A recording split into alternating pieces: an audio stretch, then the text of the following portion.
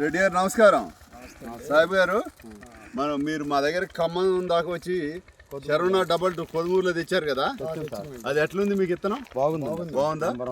తాలు శాతం చాలా తక్కువ సార్. దిగుబడి దిగుబడి కూడా నెంబర్ 1. పెట్టచ్చా కనవ రైతులంతా? పెట్టచ్చండి. రైతు యావరేజ్ గా దిగుబడి ఈ సంవత్సరంలో నల్లిలో కూడా ఏ మాత్రం రావచ్చు? చాలా తక్కువ తట్టుకుంది. బొబ్బకైనా సరే నల్లి తట్టుకుంది. ఇవాళ 25వ తారీఖు నాడు ఫిబ్రవరి 25వ ఇంకా ఒక నీళ్లుంటే ఒక 2 నెలలు దాకా కాపీయచ్చా? కాపీయచ్చా సార్. మందులు కొడితే మొన్న మీరు కాయల మేరకు ఏ రేటు పోయింది? మా అండి 13,800 పోయింది. అంటే జెండా పడ 14,000 ఉంది. ఆ రోజు మార్కెట్లో కూడా అంతే ఉందిగా, 13,000 ఉంది. అమ్మారు. ఓకే రెడ్డి గారు, మీ చుట్టాలు ఎవరు వేసారన్నారు కదా కోనాయిపాలెంలో, అది ఎట్లా పడ్డదంట? ఎట్లా వచ్చింది దిగుబడి? వాళ్ళు బాగానే ఉన్నారండి. 3 ఎకరాలు ఇప్పుడు 60 క్వింటాలు అన్నారు. 3 ఎకరాలు 60 క్వింటాలు, ఇంకో 25-30 అయింది.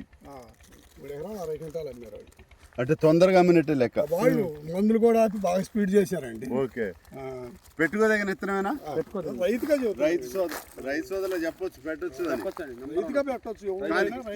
మీరు ఏరటం చాలా లేట్ అయింది. మచ్చ ఏమైనా ఉందా? మచ్చలేదండి, మచ్చలేదు. ఫస్ట్ టైం మొన్న మీరు 3 క్వింటాలు 4 క్వింటాలు అమ్మారు. దాంట్లో ఎంత తాళి వెళ్ళింది? 4 క్వింటాలకి 3 క్వింటాల మీద అది ఆడే ఉందండి. అదే ఆ మూట ఎంత మూట వెళ్ళింది? 4 కిలో 7 కిలోలు 7 కేజీలు అయితే 3 కేజీ అంటే కింటాకు 2 కేజీలు యావరేజ్. ఈసారి 25 క్వింటాల మీద ఒక 50 కేజీలు వెళ్తాయి. ఒక బస్తా వెళ్ళుద్ది. అది కూడా పచ్చికాయ దిగుద్దులేండి. పచ్చికాయ బాగుంది కదా, దానివల్ల పచ్చికాయలే. ఎక్కడ కూడా కాయలు ఎక్కడ కూడా కలర్స్ కూడా ముదురు రంగు వచ్చింది. మార్కెట్ లో మీకు హై రేట్ ఉంటది 100%.